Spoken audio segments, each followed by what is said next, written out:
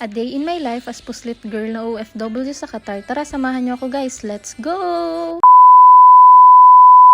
Ayun nga guys, naaya na naman tayo ng isa nating friendship kung saan na naman baga pupunta. Di sumama na lamang ako at magbihis na nga lamang daw ako at susunduin niya daw ako. Ayun, nagbihis nga naman at agad-agad din kaming umalis pagkarating niya.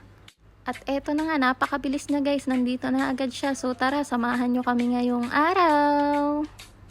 Sa pagkakataong yan nga guys ay nakasakay na ako ng sasakyan at nasa baba na rin nga pala yung sumundo sa atin na friendship natin. Di pagbaba ko nga wala pa si Ate Love. Di hinintay lang namin at gumaor na din kami. Sabi niya nga sa akin ni Ate Love dyan bakit parang ang tagal-tagal ng araw pala naming hindi nagkita. Syempre dahil sa lockdown hindi na tayo nagkikita. Ang layo-layo baga naman ang bahay mo. So ayun, dumaan nga lang pala kami guys sa Lulu para mag-grocery ng mangga. Grocery pero mangga lang, ano yun?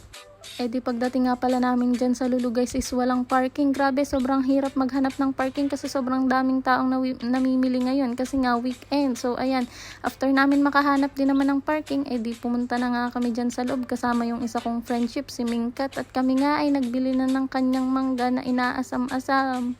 At inamuga naman ang tagal na daw niyang nagki-craving sa mangga guys. Ayan, sinamahan natin at yung dalawa naman nating friendship ay naghanap ng parking doon sa labas. Ayun nga guys, sobrang daming tao dito sa Lulu. Sobrang daming namimili kasi nga weekend. Ayan lang yata yung free time nila. Sumabay pa nga Inam nyo nga guys, napakatamis ng manggang yan kung matitikman nyo lang. Tapos after nga nun nagbayad na rin kami sa cashier. Tapos ayan guys, para naman kaming lokal-lokang naglalakad ni Ate Love kasi ngayon nga lang ulit kami nagkasama niyan gumala. After nga namin maglulu umalis na rin kami at may isa na naman kaming tindahan na dadaanan guys. Grabe, biyahera na naman kami ngayong araw. So ayun, dadaan nga muna kami sa Hello Glow. Bali yung Hello Glow nga pala guys is Kabayan Store yun. Hindi ko na siya nabidyohan kasi hindi naman ako bumaba doon. So after nga yan is nakarating na rin kami sa hotel at ayan, nasa parking area na kami. So pagkababa nga namin ng sasakyan dyan guys is kinuha lang namin ang gamit namin and umakyat na rin kami sa 5th floor dahil doon nga yung room ng friendship natin, 517. So ito nga pala yung room nila guys. Grabe, napakaganda. Bali mo ga naman guys, if first time ko gang magganto-ganto na mag hotel or staycation na ganyan. So yan nga pala yung view ng kanilang room guys. Lahat nga pala ng matatanawan ninyo dyan ay akin. Kaso nagising ako sa panaginip ko lang pala. Sa mundo, pagmamahal mo lang ang... Namahinga nga lang kami ng ilang minuto mga kapuslit at agad-agad na rin kaming pumunta sa swimming pool. Ayan, may pagmamodel pa, naligaw naman, mali yung daan. Sino ka dyan girl? Ayun nga mga kapuslit, baba na tayo dun sa ground floor ba yun? Or ewan ko kung saan ba yun, basta baba tayo para dun. Heto na nga mga kapuslit at nandito na tayo sa swimming pool. Bali, konti lang naman yung mga nagsuswimming na ibang lahi dyan. Pero kaya naman agad-agad na rin kaming nagswimming.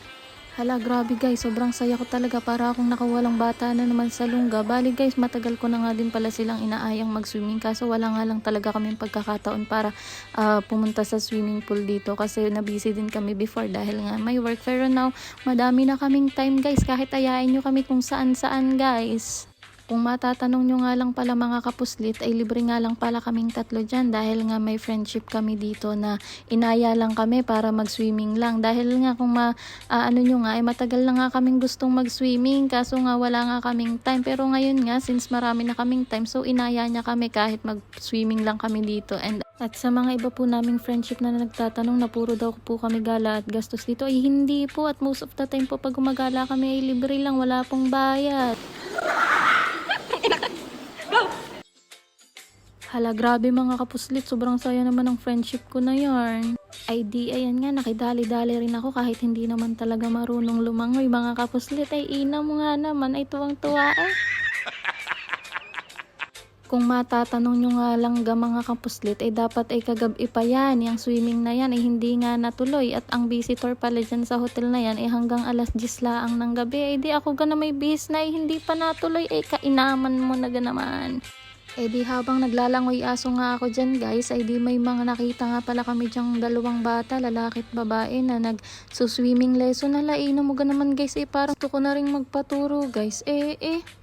Di ayun nga mga kapuslit, kung mapapansin nyo, ngayon nga lang kami gumala o lumabas ng araw lang. Di ayun, parang kanina ba yung na-realize ko nga sa labas pagkakainit gay, ang sarap kang mag-swimming. Di ayun. So after nga namin maglangoy-langoy ang aso dun sa swimming pool ay umakyat na rin kami guys para naman kumain. Di nag-prepare na nga dyan si Ate Love ng pagkain at umuna na nga siya kaninang umakyat sa taas. Tapos nga dyan di kumain na kami ni Ate Love. Habang ang kasarapan ng kain namin ni Ate Love dyan mga kapuslit ay bigla namang may nag-alarm dun sa labas hindi namin alam kung ano di hindi na rin namin tiningnan at kami nga ay ayaw maudlot sa pagkain. Hala, tuloy ang kain. Hala, sobrang feeling namin dito mga kapuslit ni Ate Love. Daig pang kaming dalawang nagbayad din kung makahiga. Talaga naman, feel na feel ang kama di after nga namin magsarap-sarapan humiga dun sa kama guys ay nagkantahan naman kami. Hala, grabe. Tingnan nyo, mga singeres yung friendship ko na yun.